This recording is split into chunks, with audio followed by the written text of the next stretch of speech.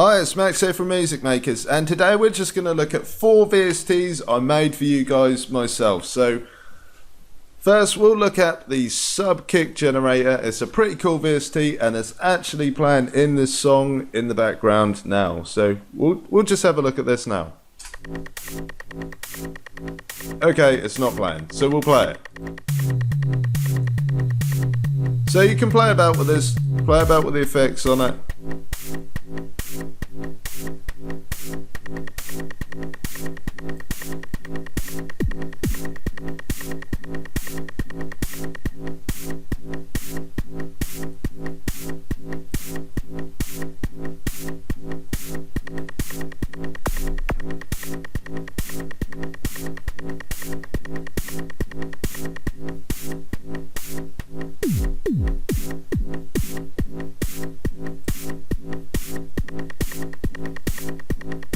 Okay, so we've just made a few different kicks there already, and you guys probably already know how to use it. So I've simplified everything in that VST to make everything easier for you guys, really. So we'll go straight on to the kick and the snare saver. So this is a pretty cool one. If you've got a bass line that's overpowering your kick and your snare, you can simply use this VST to save them.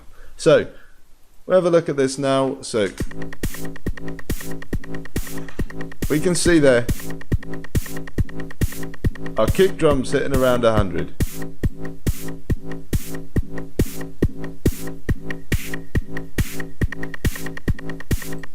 Our snare is hitting around 197. Okay, so what we're going to do is, we know where these are hitting now, and we're just going to go to our sub bass. Now let's imagine that our sub bass is overpowering our kick and our snare. So what we'll do is we'll turn this up so it's overpowering the kick and the snare. Okay, now we have an overpowered bass line. We'll use this special tool to bring this down again. So all we do is we go to the kick and the snare saver. We'll put this on our bass line that's overpowered. And if we remembered, our kick was at 100 Hertz, so this is probably around standard. And it can get lower, it can get higher. Well, probably not much higher, but. So our snare was at about 1.97k, so we'll find that as well. Okay, so all we're going to do now is use the Save Us button, which is really easy.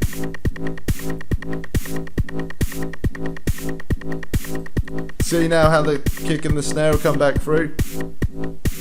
It's really simple, guys. I'm going to show you the interior of this and help us. That's what it says there. Okay, so all it is really, I've worked out a way of doing this to save you guys having to go through all the trouble and effort of EQing and worrying about getting the cues right and losing frequencies, and it just saves you a lot. Okay, so we're seeing VS2 number 2. Well, VST number 2, not VS2 number 2. So we'll get there in the end. Okay, right, yeah. So now we are looking at the quad comp enhancer. Yeah, so that sounds pretty cool, and it is. So this is pretty complex in the actual the setup of the VST itself. There's a lot of stuff going on inside. So if you see here, if I turn up the compression of, let's say, the lowest band, it actually raises the EQ as well. So that is pretty cool, and it's doing a lot of stuff in the compressor.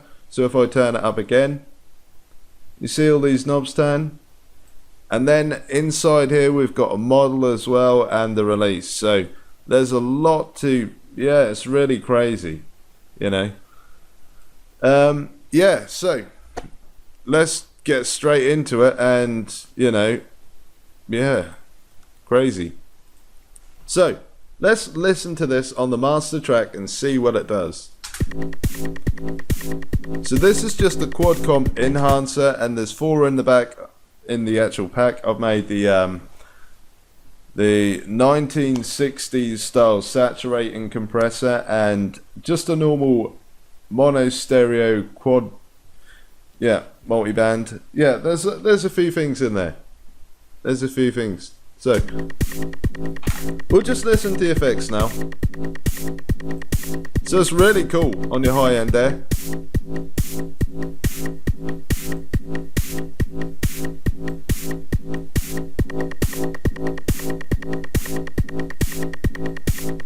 So you can see there, it's really made our mix nice and vibrant.